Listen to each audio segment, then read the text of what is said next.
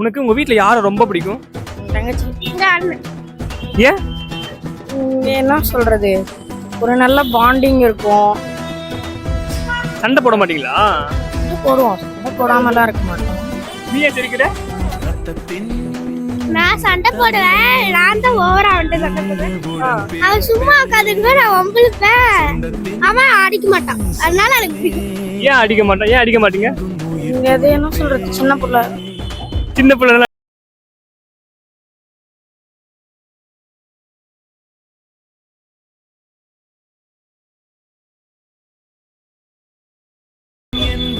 டென்னுக்கு 9.5. 0.5 ஏன் பிடிக்காது? அது என்ன அப்பப்ப அவன் வந்து உங்களுக்கு நல்லா இருக்காது. அதனால உனக்கு நீ எவ்வளவு மார்க் போடுவ?